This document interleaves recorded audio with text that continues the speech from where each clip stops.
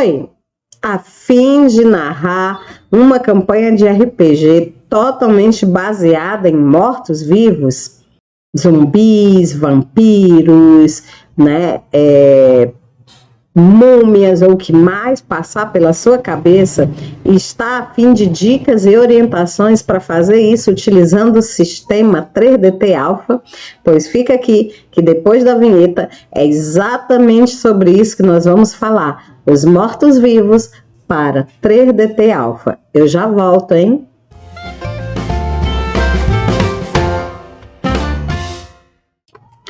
Oi, seja bem-vindo ao canal Fessora Nerd. Eu sou Francinete Coutinho e este é mais um vídeo para o quadro Glossário de Raças.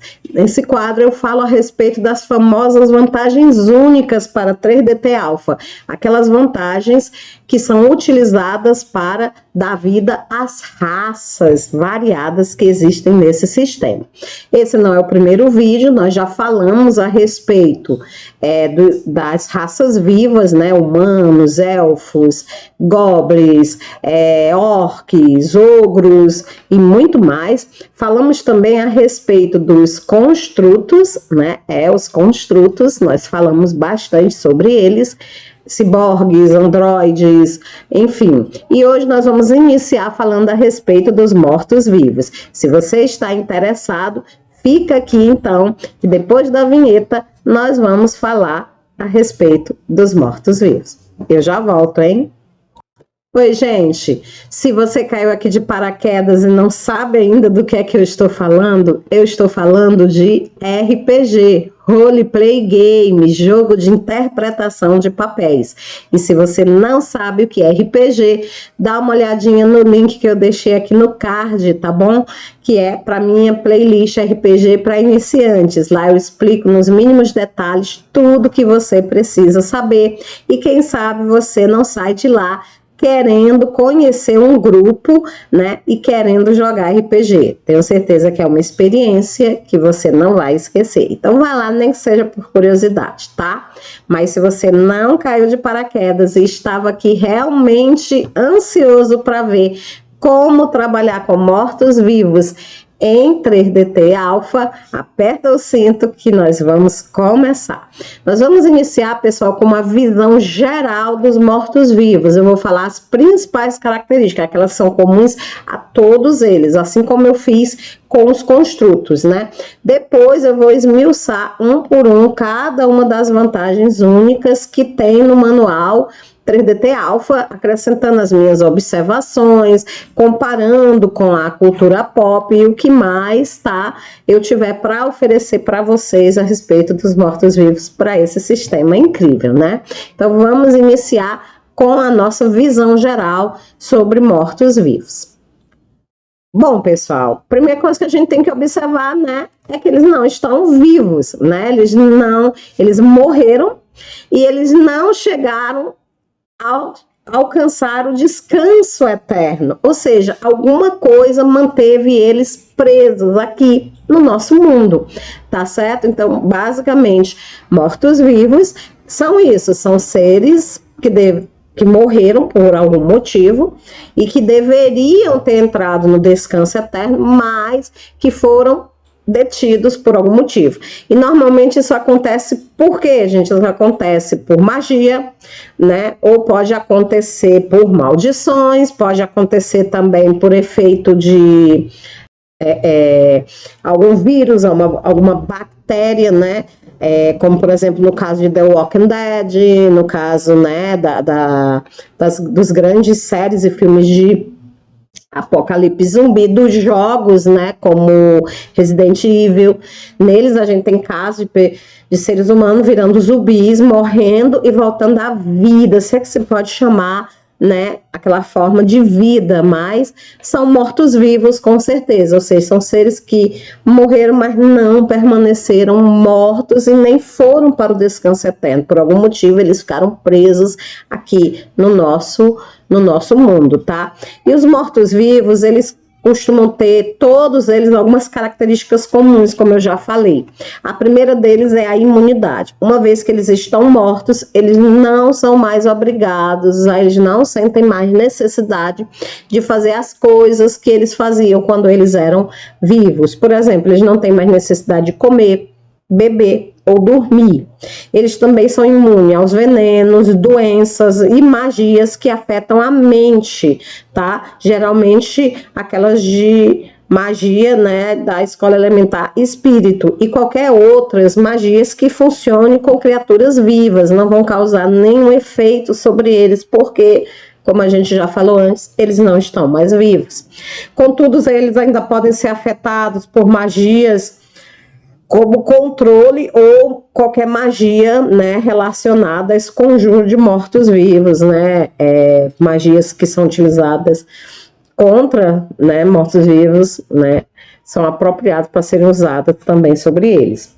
Elementais, magias elementais como o fogo, né, ainda continuam causando seu efeito, né, já a água, ela pode causar dano, mas afogar, por exemplo, não funciona com eles, né, respirar também eles não respiram, então, normalmente a magia elemental que mais causa dano sobre os mortos-vivos realmente é o fogo, porque o fogo destrói, né, destrói tudo, então, não há o que possa realmente fugir do fogo, né? Sendo que eles ainda têm um corpo, né, vivo, um corpo material, tá?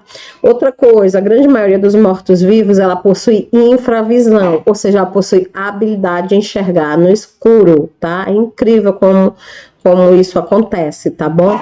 Vampiros, zumbis, tá? Eles têm uma visão muito aguçada, tá bom? Para enxergar melhor no escuro, tá? Outra coisa muito interessante é que eles emanam uma energia negativa. Como é que é isso? Eles não podem ser curados com medicina, nem magia, nem poções, nem qualquer itens mágicos de cura. Então, a magia, a maioria, na verdade, né, das magias que são utilizadas para cura não surtem nenhum efeito sobre os mortos-vivos, tá? Outra coisa interessante são as magias de ressuscite. Elas sim, magias de ressuscite e as próprias magias de cura, elas não curam, mas muitas vezes elas podem causar dano no morto-vivo. Não é incomum, né, que magias de cura causem dano e as magias de ressuscite, elas acabem por matar, né, os mortos-vivos, fazer eles voltarem normalmente à forma deles de mortos. Isso não é obrigatório, tá, gente? Então, o narrador é quem dá a última palavra, mas a gente vê muito exemplo disso em filmes, séries, então, né, isso aí pode ser levado em consideração também aqui no sistema 3DT, tá? Então, se eles não podem ser curados, nem com medicina, nem com magia, como é que eles fazem, então, para recuperar pontos de vida? Eles só conseguem recuperar pontos de vida através do descanso ou com magia necromante apropriada para eles, que é a chamada cura para mortos, tá? Então, a cura para mortos, ela é uma magia necromante que ela causa nos mortos-vivos o mesmo efeito que a magia cura causa nos vivos, tá? Então, se você tem um personagem morto-vivo no seu grupo, se torna essencialmente interessante que um dos outros personagens magos tenha essa magia cura para mortos-vivos, porque senão aquele personagem lá não vai ter ninguém que dê esse suporte para ele na mesa, tá bom? Outra coisa, como eu falei, as magias de ressuscite acabam causando dano, muitas vezes até matando as criaturas. Então não há nenhuma maneira, Fran, de ressuscitar um morto-vivo. Há uma única forma, tá? De você trazer um morto-vivo que morreu de volta à vida. Então acabar virando aqui uma trocadilha, né? Então morto-vivo que morreu, ele pode ser ressuscitado através de uma magia de desejo, tá? Então a magia de desejo, ela é a única que pode ressuscitar um morto-vivo, tudo bem? Aqui no sistema 3DT não fala, né? Mas assim, muitas vezes o morto-vivo, ele é criado por magia, ele é criado por magos e ele tem uma ligação natural com o mago que ele deu vida, tá? Então, se você é um morto-vivo, foi criado, seu personagem é um morto-vivo, foi criado por um mago, preste atenção nesse detalhe aí, se há ou se não há esse laço entre você e o ser que ele criou. Agora, se for uma maldição ou efeito, né, de uma doença e tudo, aí não tem que se preocupar com esses detalhes. Devoção ou dependência. A grande maioria dos mortos-vivos, ele tem algo que mantém ele preso a este mundo. Pode ser uma devoção, como por exemplo, servir ao mago que o invocou, né? Então você está aqui porque você tem que servir aquele mago, é a sua devoção. Outro tipo de devoção, vingar-se de alguém que o matou, né, ajudar uma pessoa que você ama, tá? Então a devoção é isso, é uma coisa que você precisa fazer e isso te mantém vivo, te mantém preso ao nosso mundo, mesmo você estando morto. A outra coisa é a dependência. A dependência ela é mais comum se você surgiu de uma maldição, né, ou de uma doença. Por exemplo, no caso do vampirismo, você tem dependência ao sangue. Então o vampiro, ele para poder continuar vivo, ele precisa, né, beber sangue. No caso dos zumbis, né, tanto os zumbis místicos como os zumbis científicos, né, criados por doenças, eles têm dependência à carne humana, eles precisam comer a carne humana para poder continuarem vivos. Então, essa aí é bem comum, tá? Dependência ou devoção é bem comum entre os mortos-vivos, tá bom? Agora que a gente já viu essa visão geral sobre os mortos-vivos, nós vamos começar com um tipo de morto-vivo bastante tradicional, tá? Bem comum na grande maioria das aventuras, né? E que é um dos tipos de morto-vivo mais simples que existem, tá? Que é o esqueleto, tá bom? O esqueleto, ele é sim um morto-vivo. E no caso do sistema 3DT, ele custa 0 pontos. Você não paga nada se você optar por ser um esqueleto.